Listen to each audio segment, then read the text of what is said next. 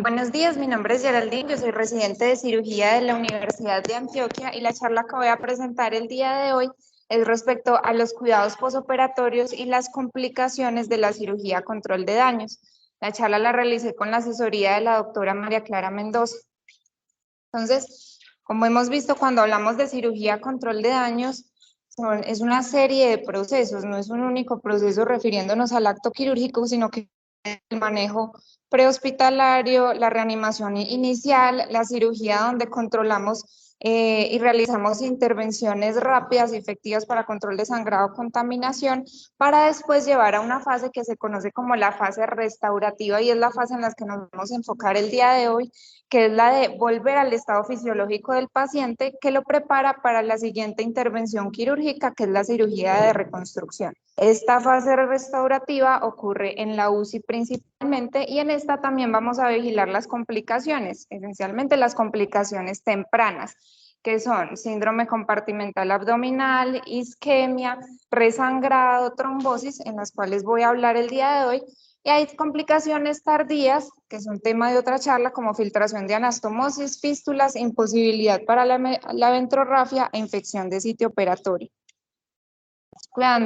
Empezando por los cuidados posoperatorios, debo hacer la evaluación inicial del paciente y establecer estas tres cosas. ¿En qué grado de choque se encuentra? ¿Cuál es la fase de la reanimación en la que está? Porque va a ser diferente que llegue un paciente a la UCI politraumatizado, que no había disponibilidad de hemocomponentes, siendo que necesitaba transfusión masiva, que el cirujano no pudo encontrar ni localizar el sangrado y requirió empaquetamiento.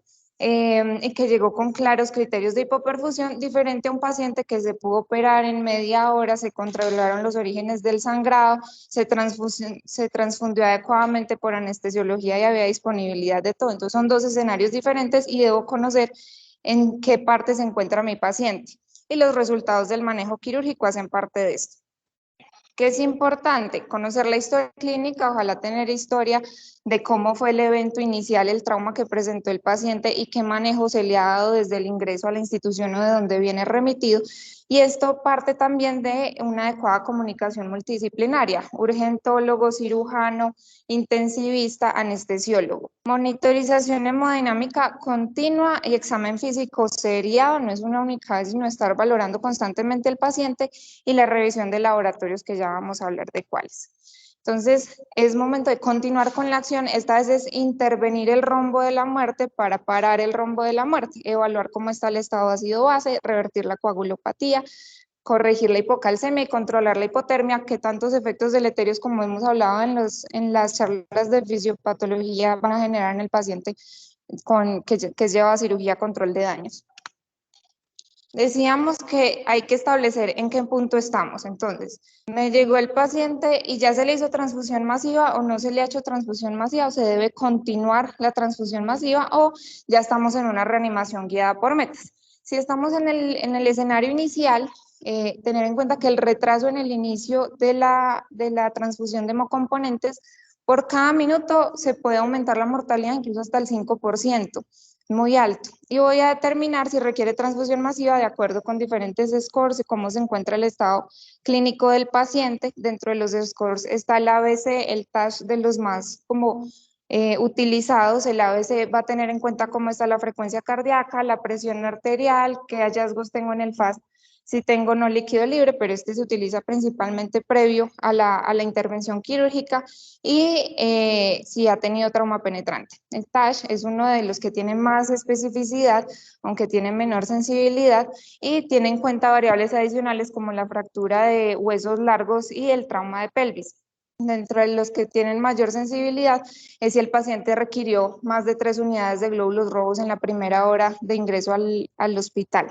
Que debo tener también en cuenta cuando estoy en la UCI los hallazgos intraquirúrgicos, intraoperatorios, si se manifestó una hemorragia no quirúrgica, que me esté hablando de coagulopatía, o si el sangrado que presentó el paciente fue de más de 150 mililitros por minuto. Laboratorios en cualquier momento, una base exceso menor a -10, que tenga el INR prolongado mayor a 1.4, tiempos prolongados TP mayor a 18, TTP mayor a 60 o hematocrito menor a 30, nos hablan de riesgo de requerir transfusión masiva. Y Hablamos también en el proceso de reanimación de la reanimación balanceada.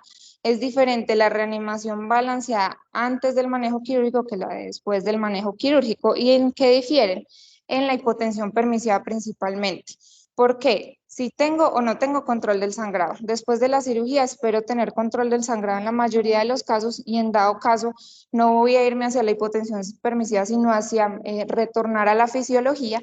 Y si no tengo control del sangrado, debo mantener restricción del volumen y limitar también el uso de vasopresores. ¿Cuándo está indicado el uso de vasopresores? Cuando tenga una hipotensión que amenace la vida de mi paciente, cuando tenga bradicardia, vasoplegia con bajo gasto. Normalmente se utiliza norepinefrina, pero a bajas dosis. Y si se está afectando la contractibilidad, se utiliza dobutamina.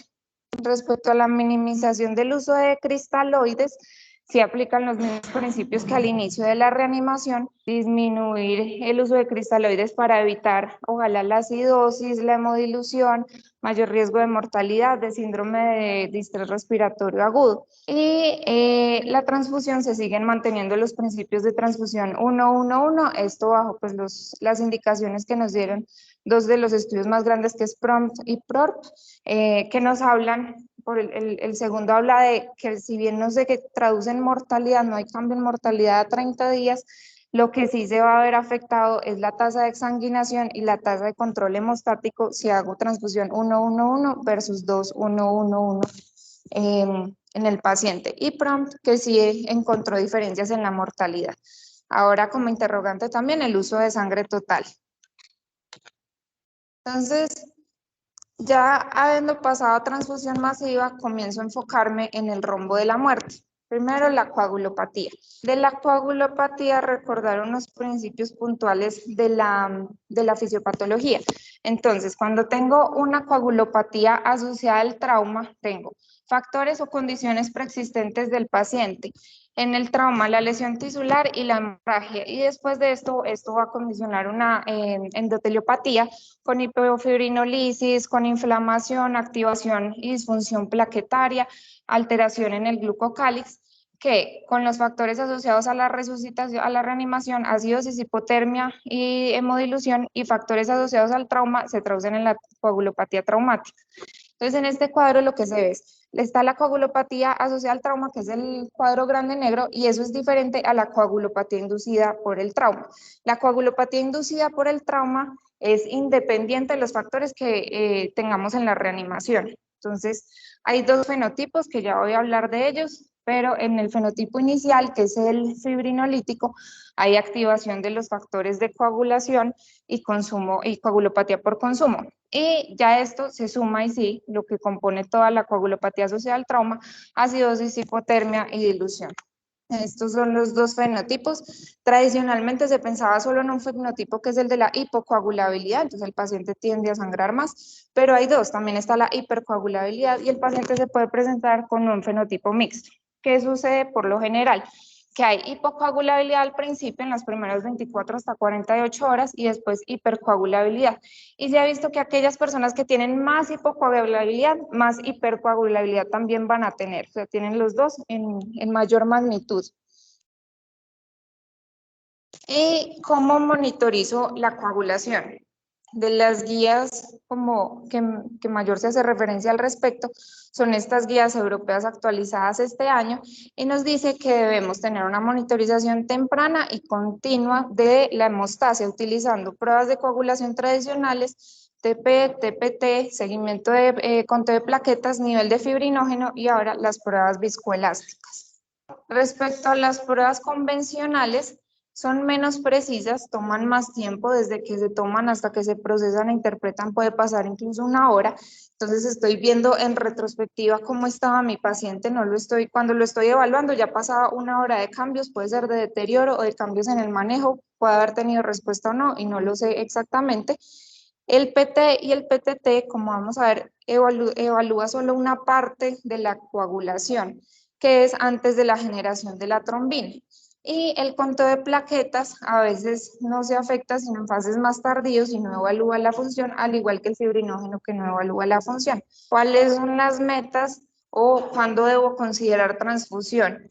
Si tengo INR mayor a 1.2, TTP mayor a 30 segundos, considerar plasma. Si tengo plaquetas menor a 50.000, considerar transfusión de plaquetas, a menos que estemos hablando de neurotrauma, que a veces se describe menor a 100.000 plaquetas.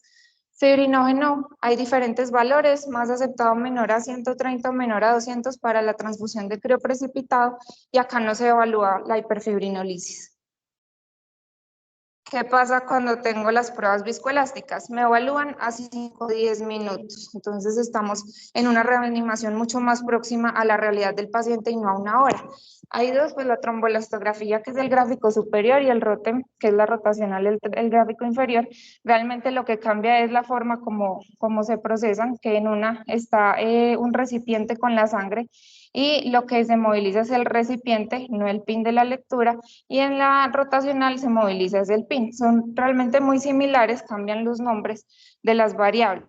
Entonces, ¿qué miramos? El tiempo R, que es esta K inicial, que es el tiempo en el que se forma el coágulo. Después se logra cierta firmeza a través del tiempo K, desarrollo de la cinética o la velocidad en que coge mayor consistencia el coágulo, que es el ángulo alfa. Y está la amplitud máxima, que es la firmeza máxima que adquiere el coágulo, y aquí hablamos más que todo de plaquetas. La primera parte es más de factores de coagulación y la segunda de plaquetas, y lisis del 30%, lisis 30, que es a los 30 minutos, qué porcentaje de lisis tiene el coágulo. Entonces, lo que les decía, PT y PTT evalúan una parte inicial de la cascada de la coagulación. Cuando lo vemos, la cascada celular tiene iniciación, propagación, amplificación. La generación de trombina pues se evalúa dentro de ello. PT y PTT solo nos evalúa la iniciación, mientras que con las viscoelásticas alcanzamos a evaluar todo el proceso de la coagulación. Y esto uno dice, bueno, pero ¿cómo es que interpreto las viscoelásticas? ¿Qué hago con esos? Pues con las gráficas, ¿cómo sé qué ponerle? En trauma y en otras especialidades también, pero en trauma se han desarrollado algoritmos específicos para yo saber a partir de qué valores debo transfundir. Entonces, acá están los que les había mencionado de las pruebas convencionales. Respecto a la tromboelastografía, si tengo, por ejemplo, amplitud, la amplitud que era esta que me refería acá hace dos imágenes, esta que es la amplitud máxima, si la tengo menor a 20, debo considerar fibrinógeno 4 gramos. Si tengo amplitud menor a 45, debo considerar transfusión de plaquetas. El plasma lo puedo considerar cuando la amplitud está mayor a 65 y el tiempo de coagulación está mayor a 120 segundos. E igual con el ácido tranexámico, si la lisis 30 está mayor al 10%, que normalmente es de hasta el 8%. Se han creado diferentes algoritmos, guías europeas, guías norteamericanas. Las europeas normalmente se enfocan más en la transfusión de plaquetas y crioprecipitado, mientras que las otras más que todo en la transfusión de fibrinógeno temprano, pero ambos tienen en cuenta estas variables viscoelásticas y de las pruebas convencionales. Otros factores, los antifibrinolíticos, es conocido pues del estudio CRASH, a partir de CRASH 2, donde se fundamenta el uso de ácido tranexámico independiente de las pruebas. Apenas llegue el paciente, yo le aplico ácido tranexámico al paciente, 1 gramo en bolo en las primeras 3 horas y luego 1 gramo durante las siguientes 8 horas, con mejorías en la mortalidad.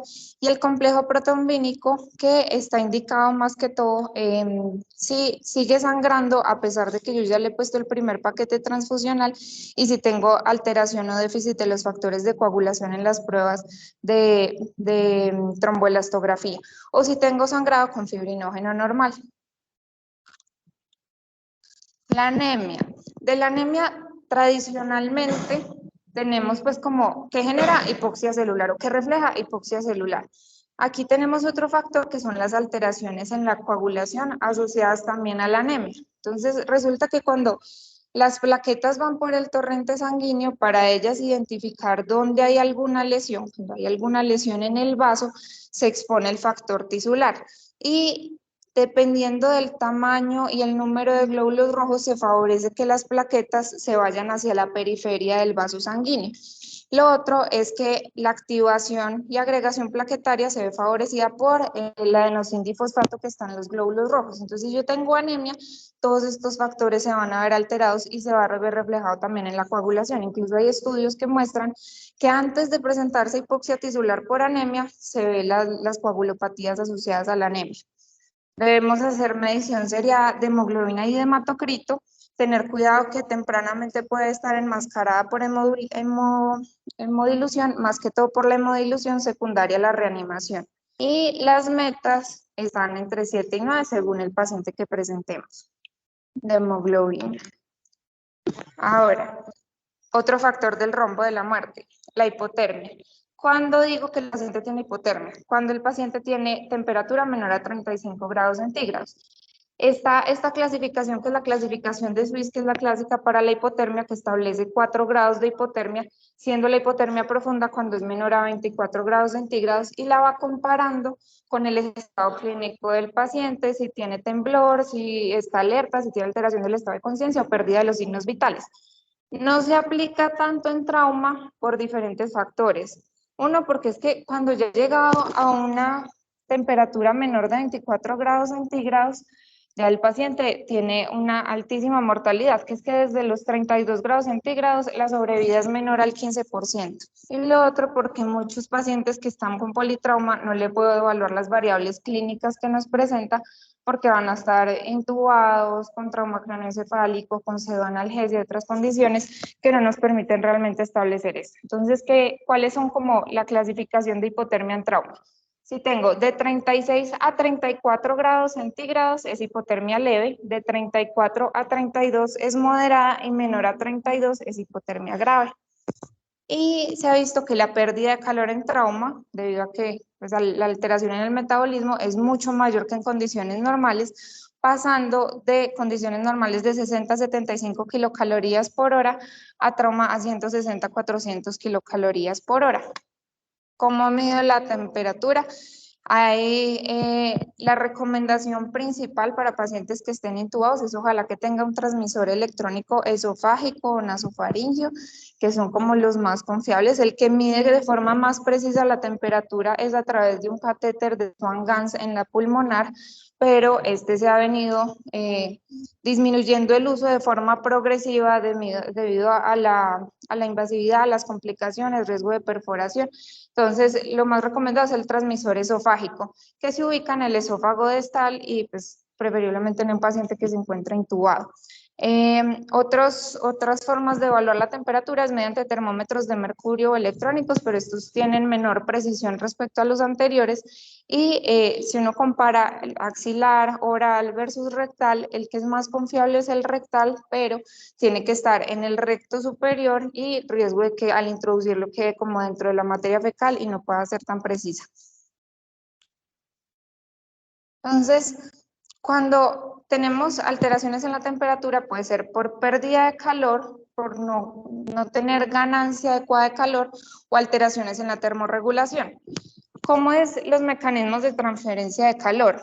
Hay 4 mecanismos: conducción, convección, que convección está muy cercano a la evaporación, y la radiación. Y traigo el ejemplo clásico en física, que es el de la olla. Si yo estoy calentando una olla, tomo la manija de la olla, es por conducción, en contacto directo con el objeto. Convección y evaporación, el líquido caliente tiende a ascender respecto al líquido frío que se tiende a hacer abajo, y aquí muchas veces hay un cambio en el estado de la materia cuando hay evaporación. Y la radiación, no estoy en contacto con la fuente de calor y yo, a pesar de que no estoy tocando el fuego, siento el calor, a pesar de que no hay algo que nos comunique directamente. Entonces, en azul puse los mecanismos de pérdida de calor, y en rojo cómo lo podemos evitar y mantener el calor en el paciente. Teniendo en cuenta que, por ejemplo, que las pérdidas insensibles por evaporación son de 58 kilocalorías hora, que en un politrauma, si se le hace laparotomía al paciente, la pérdida de calor por la laparotomía puede ser hasta de 4.5, 4.6 grados por hora, que eso es muy alto. Entonces, evitar cirugías prolongadas, que eso hace parte del manejo de la cirugía control daños, ojalá menor a 30 minutos, el uso de mantas y calentadores, gas anestésico humidificado. Por radiación, la pérdida es a través como de la energía infrarroja, y Para contrarrestar, entonces se puede la temperatura del quirófano y de la unidad de cuidados intensivos donde vaya a estar el paciente mayor a 28 grados centígrados y las mantas y calentadores nuevamente. Y la pérdida por conducción se da a través de mantas, sábanas frías, que el paciente se ubique sobre una mesa fría, los líquidos endovenosos y las transfusiones frías. Entonces, retirar todas estas mantas y la ropa fría que tenga el paciente, calentar los líquidos endovenosos y las transfusiones que se pueden calentar hasta 40, incluso descrito hasta 42 grados centígrados. Y lo otro es o realizar circulación extracorpórea o diálisis peritoneal o lavado de cavidades con soluciones calientes. Respecto a la producción de calor, está disminuida por la alteración metabólica energética, disminución en la producción de ATP secundaria a la hemorragia, y también puede haber afectación en la termorregulación en pacientes que tengan trauma craneoencefálico, que estén con pseudoanalgesia, según los medicamentos que hayan consumido, que se les haya administrado, o drogas que hayan consumido previamente, más si tengo otras patologías como enfermedad tiroidea, diabetes, enfermedad hepática que conducen menor termorregulación. Estos son como algunos de los elementos que mencionaba. En la primera está la manta que las hemos visto en cirugía en la unidad de cuidados intensivos. Estas son mantas térmicas más que todo para el uso prehospitalario, que no requieren pues como de conexión a estos elementos como que transmiten aire caliente. Están estas otras que realmente, si ven acá, hay como dos mangueras que van es con agua caliente, esta es con aire. Tenemos los dispositivos que permiten calentar los líquidos endovenosos y este que es el Anapos, que es el que permite calentar, humidificar el aire anestésico. Y según entonces al grado de hipotermia en el que me encuentre, qué tan agresivo voy a ser con las medidas del manejo de la hipotermia. Ojalá que en las primeras 4 horas de que el paciente llega a la UCI, yo logre tener temperatura de 37 grados centígrados. Bueno. Siguiente parte del rombo, la hipoperfusión y la acidosis. Entonces, quiero recordar unos principios de la fisiología y es respecto a la entrega de oxígeno y el consumo de oxígeno. La entrega de oxígeno, que es el DO2 en el organismo, está de 800 a 1000 mililitros por minuto aproximadamente, y esa depende de estas variables, del gasto cardíaco y contenido arterial de oxígeno. El gasto cardíaco, a su vez, es el volumen de eyección en la frecuencia cardíaca, y el volumen de eyección está dado por precarga, postcarga y contractilidad. El contenido arterial de oxígeno está dado por la saturación, cómo está la hemoglobina y la presión arterial de oxígeno. Entonces, ¿cómo podemos intervenir en la entrega de oxígeno? En el gasto cardíaco con el volumen de eyección, mejorando precarga y poscarga, que es la transfusión de hemoderivados, los líquidos endovenosos y los vasopresores, y la contractilidad también relacionada con los vasopresores. Contenido arterial de oxígeno en la saturación, cómo está el aporte de oxígeno que le estamos dando al paciente, si está intubado o no, PIP, la FIO2 que está recibiendo el paciente.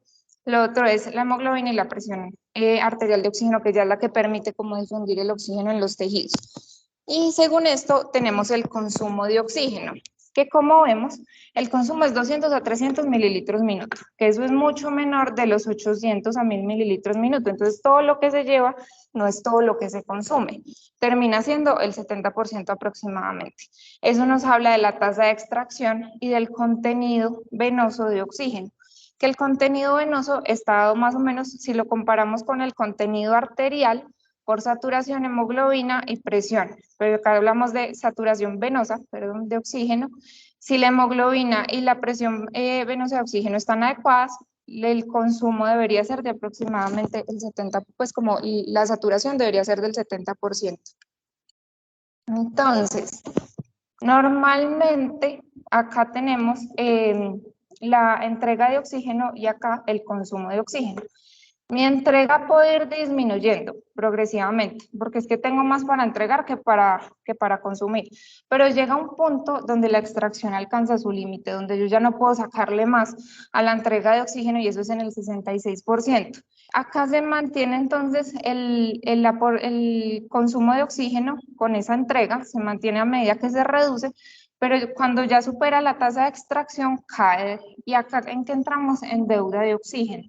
Y es un punto donde en la medida que pasa el tiempo, incrementa la deuda, se llegan como a otras medidas para compensar la deuda metabólica, que dentro de esa está la vía anaeróbica, con el objetivo de producir más ATP. Y recordando hay principios de bioquímica, si vamos por la vía anaerobia, la producción de ATP es de 2 moléculas de ATP versus las 32 a 36, entonces es una vía que no es para nada favorecedora, más la acidosis que genera en el paciente, y es como si estuviéramos endeudados. Los intereses no nos van a permitir salir de ahí, cada vez va a ser más difícil recuperarse. ¿Cómo miramos esto? ¿Cómo evaluamos la perfusión entendiendo esta parte anterior? Hay unos valores macro y otros micro. Los valores macro, presión arterial, gasto urinario, no son tan confiables, pero es que los podemos estar evaluando constantemente y ver los cambios directamente en el paciente. Respecto al gasto urinario, la meta ojalá que sea mayor a 0.5 mililitros por kilo minuto. A veces refleja evolución tardía del paciente, y lo otro es que puede ser tener factores multifactoriales, puede tener como, sí, ser multifactorial la causa de su afectación. Lo que es bueno es que nos ayuda a evaluar cómo se encuentra perfundido el lecho esplánico. La precarga es mala predictora de la respuesta a líquidos, pero igual es como la suma de los parámetros que nos va a ayudar a monitorizar a nuestro paciente. Entonces, la PVC es menor a 4, hablamos de baja precarga. Lactato es una medida directa de cómo se encuentra la entrega del consumo de oxígeno. Es un valor dinámico, ojalá que los valores los mantengamos menor a 2, pero debemos evaluar también cómo se encuentra la depuración del lactato, ojalá en las primeras 4 y 6 horas del paciente, y de ahí constante. Respecto a la base de exceso, mira una fórmula matemática entre cómo está el bicarbonato, cómo está el pH, cómo está la hemoglobina, y es un poco más preciso incluso que la evaluación del pH. La saturación venosa de oxígeno que mirábamos al principio, ojalá que sea mayor a 70 o mayor a 75%, y cuando está disminuida, entonces o puede haber disminución de la hemoglobina o disminución del gasto cardíaco o de la saturación de oxígeno. Y el delta del CO2 que me mira, cuánto tengo de dióxido de carbono en las venas versus cuánto tengo de dióxido de carbono a nivel arterial. Si yo tengo más de 6, es decir, si el valor aumenta, es que la producción de CO2 está siendo mayor de la que debería. Hipocalcemia. El calcio nos ha mostrado que estaba fuertemente asociado a la mortalidad. Si tengo hipocalcemia, hay alteración en los factores de coagulación. Si tengo hipocalcemia, adicionalmente se va a afectar la contractilidad cardíaca. El calcio, ojalá seguirlo mediante el calcio iónico, y los valores de referencia están entre 1.1 y 1.3. Y la forma en la que yo lo debo seguir y la forma en la que lo puedo reponer es mediante gluconato de calcio y cloruro de calcio, y hacerle seguimiento. Y los hemocomponentes tienen aditivos que son quelantes del calcio y que pueden favorecer la hipocalcemia. Ahora vamos a hablar de las complicaciones tempranas. Voy a hablar de 3 complicaciones. La primera es el resangrado, que debo estar evaluando en el posoperatorio. Una forma, que es la más sencilla para verlo, es que tenga algún pleure de vaca, algún dren a través del abdomen abierto, que yo evidencie sangrado que no se ha podido controlar, que enfermería me llame, que las compresas están llenas de sangre pese que las han cambiado muchas veces. No tenemos control del foco del sangrado, no podemos progresar pues como nuestra estrategia control de daños. Y la otra es si el paciente tiene deterioro hemodinámico, deterioro en la perfusión, a pesar de yo ya haber corregido la coagulopatía y la hipotermia. Es difícil llegar a este punto, a veces es difícil de establecer, pueden ser sangrados ocultos, pero debo tenerlo presente para poder reintervenir.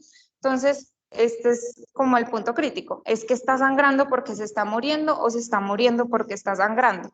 Y esto nos va a diferenciar ¿es por la coagulopatía o es porque necesito que mi paciente sea reintervenido?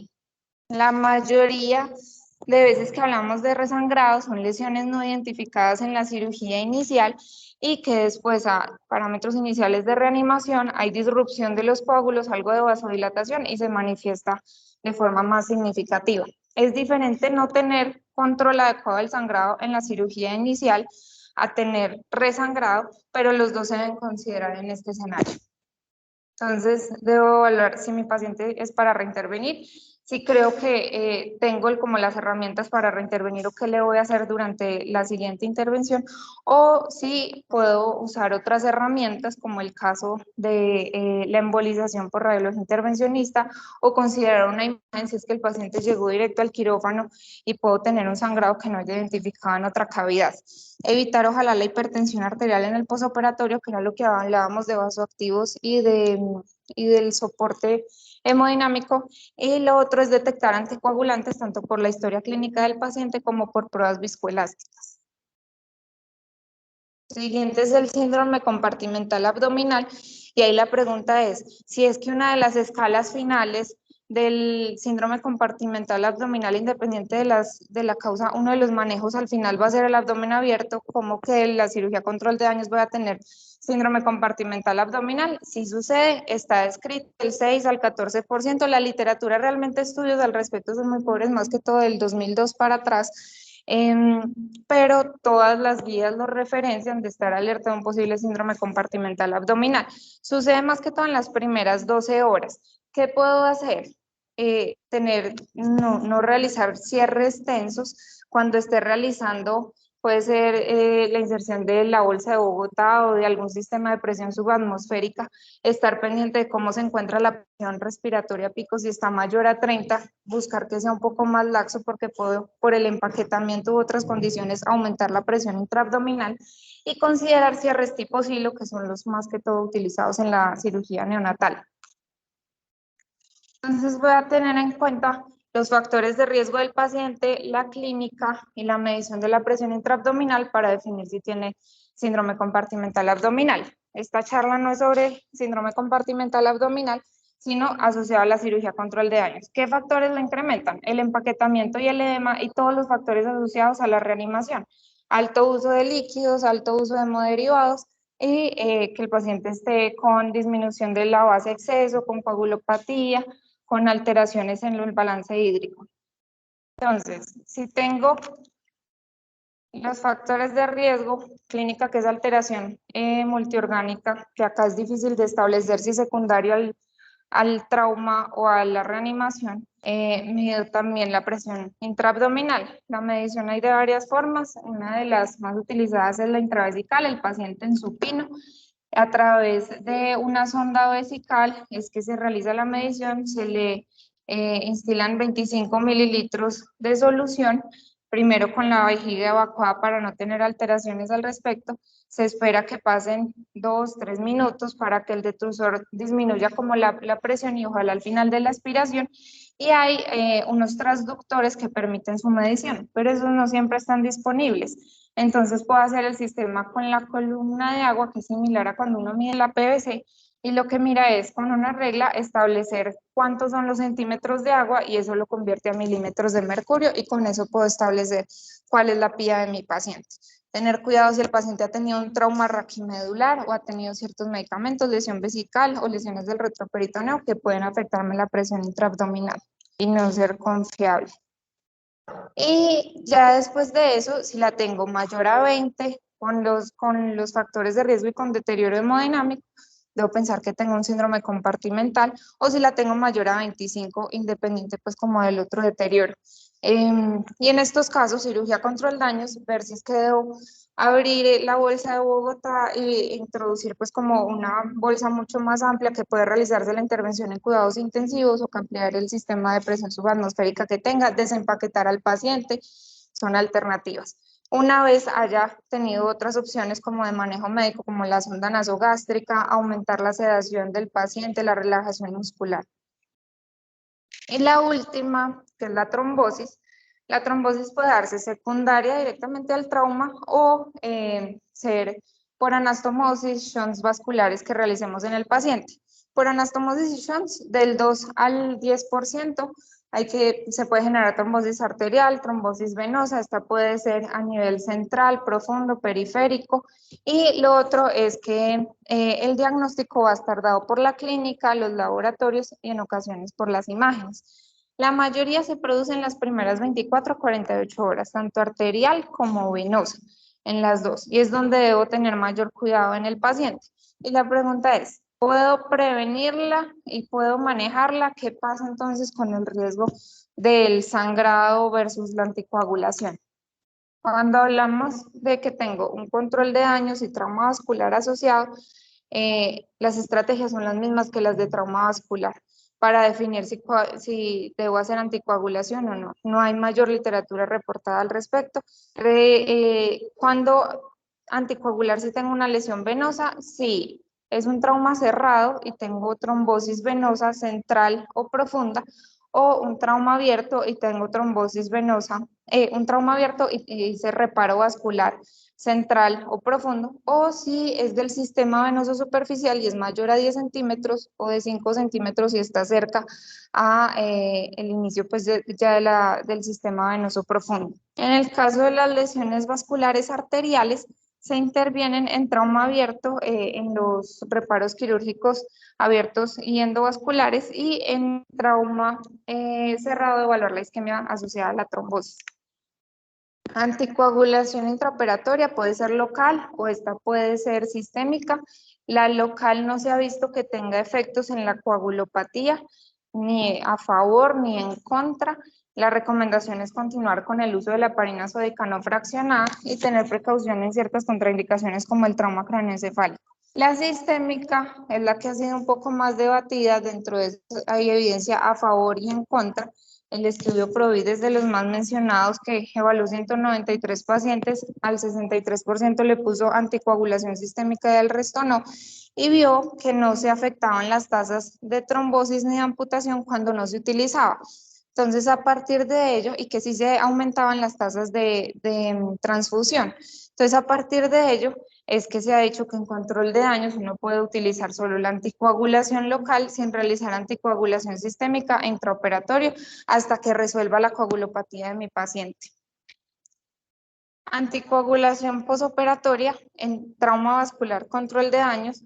En resumen, es cuando la coagulopatía esté resuelta. Se va a realizar lesiones venosas según la localización, más que todo del sistema venoso central y profundo, y en trombosis arteriales cuando estas son agudas, cuando tengo un shunt vascular o cuando tengo reintervenciones. Ojalá que sean tempranas, pero esto va a depender de qué tan temprano se resuelva la coagulopatía del paciente. Y de eso sí hay estudios multicéntricos que han evaluado y todos están a favor como de la anticoagulación en estos criterios que menciono. Tromboprofilaxis, son muy diversos los estudios porque es que si tiene traumas cerrados, si estamos en manejo no operatorio como se mencionaba en el club de revistas de ayer, según si ha recibido protocolos de transfusión masiva o no, si tiene lesiones en extremidades o no, varía mucho, pero se ha establecido que sin profilaxis el paciente puede tener tromboembolismo, incluso hasta en el 60%, la literatura lo reporta del 12 al 60%, y con profilaxis solo mecánica del 7 al 15% aproximadamente. Se prefiere la tromboprofilaxis mixta, acá igual, cuando ya tenga control del sangrado y control de la coagulopatía, son como los dos pilares. Y se prefieren las heparinas de bajo peso molecular. Si hay alto riesgo con el inicio de la tromboprofilaxis, considerar incluso el uso de filtro de vena cava temporal. Para llevar a casa y para finalizar la charla, el control de daños es un proceso de diferentes fases y la función del cirujano no se debe limitar al quirófano, debemos tener en cuenta toda esta fase de restauración de la fisiología que ocurre principalmente en la UCI y en la cual debemos ser partícipes activos. Y debemos liberar al paciente del rombo de la muerte para poder progresar con su fisiología normal. Definir siempre en qué fase de la reanimación se encuentra, si es en una fase de transfusión masiva o ya en reanimación guiada por metas, establecer si mi paciente tiene o no control del sangrado, cómo se encuentra la coagulación, qué fenotipo tiene de coagulopatía y el estado de perfusión para poder dirigir esta reanimación. Y estar alerta a las complicaciones tempranas que se pueden presentar para tener una intervención oportuna de las mismas. Con esto agradezco a todos su atención y estoy pendiente de preguntas o dudas que tengan.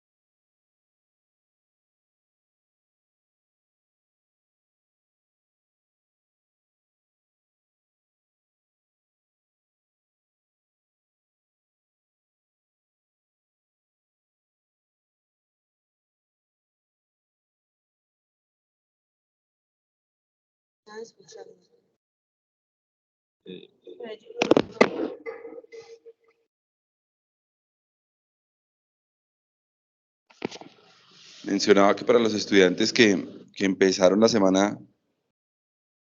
esta semana pues su rotación, llegan digamos que ya al final de una revisión que hemos venido haciendo durante el mes de la cirugía de control de daños como estrategia para los pacientes muy graves en trauma y hoy por hoy también aceptada en pacientes con patología médica, en donde la premisa frente a parte de las cosas que explicaba Geraldine es hacer un control del sangrado y de la contaminación que puedan tener los pacientes de una fase inicial para posteriormente llevar a esos pacientes a la UCI, a una reanimación, a una próxima o próximas cirugías, digamos que programadas en cuanto ya la resolución y la recuperación pues de las lesiones que pueda tener el paciente. Oyer hace una revisión muy buena. Felicitaciones pues para Geraldine. Es muy extenso el tema y son muchas las variables que hay que mencionar, pero digamos que ella tuvo la posibilidad de sintetizarlas en los principales cambios fisiológicos que puede tener el paciente, cómo se ve eso manifiesto clínicamente en el paciente y más o menos cuáles son las opciones terapéuticas que uno puede tener.